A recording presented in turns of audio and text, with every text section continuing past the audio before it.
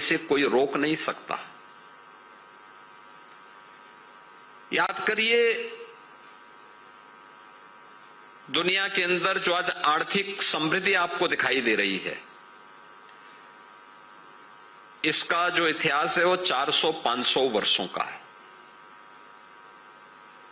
भारत ने ये समृद्धि पहले पाई है, फिर धीरे धीरे करके हम लोगों ने जब अपने स्वयं के संसाधनों पर विश्वास करना बंद कर दिया, अपने यहां के इनोवेशन को प्रोत्साहित करना बंद कर दिया, रिसर्च एंड डेवलपमेंट की एक्टिविटीज हमारी बाधित हुई,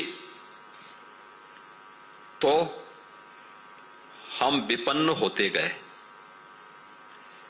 हमारे यहां तो टूरिज्म किस रूप में जाता था, यानी मान्यता क्या थी? उत्तर से दक्षिण को जोड़ने के लिए क्या था? केदारनाथ में अगर जलाभिषेक करना है तो रामेश्वरम का जल लेके आना है, और रामेश्वरम में जलाभिषेक करना है तो गंगोत्री का जल लेकर के आप जाइए।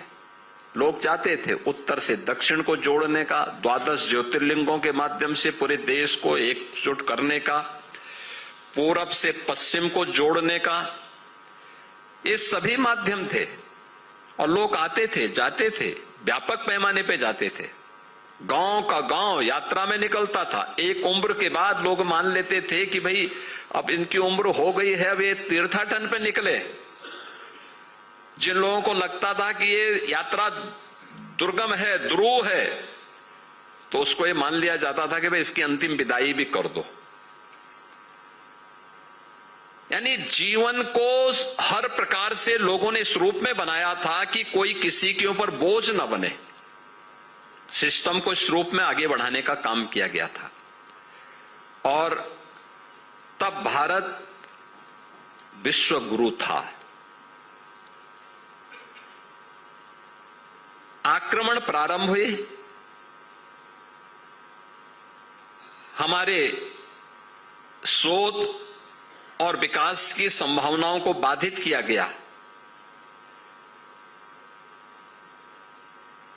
पहले पिछले 1000 वर्ष के अंदर भारत ने जितने आक्रमण सहे, जितने अत्याचार सहे, जितना शोषण देखा, और उस सबके बावजूद भी टिका हुआ है, ये दुनिया के अंदर बहुत कम जगहों पर देखने को मिला है कि इतने अत्याचारों के बाद भी, उन झंझावतों के बाद भी उनका मुकाबला करते हुए भी भारत अपने अस्तित्व को बनाए हुए है। याद करिए, ये सब कुछ के बाद आज भारत तेजी के साथ आगे बढ़ रहा है। और हम लोग जानते थे कि भारत की सबसे बड़ी आबादी का राज्य यूपी है, तो ये बड़ी आबादी वैसे ही नहीं होगी। ये आबादी जो यूपी के अंदर रह रही है, केवल ये आबादी नहीं है,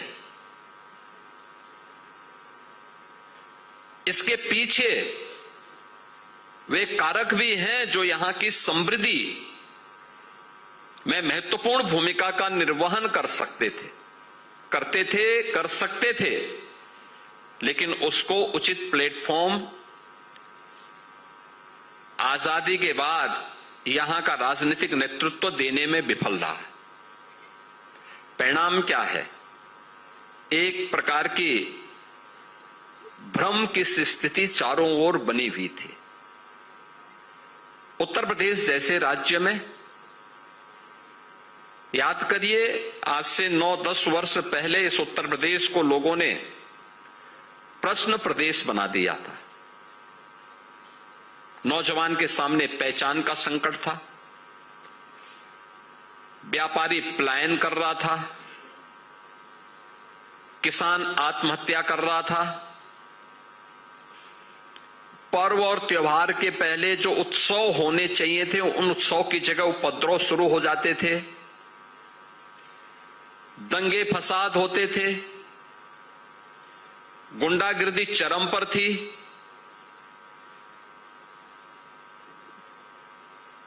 सरकार के पैरेलल, उसके समानांतर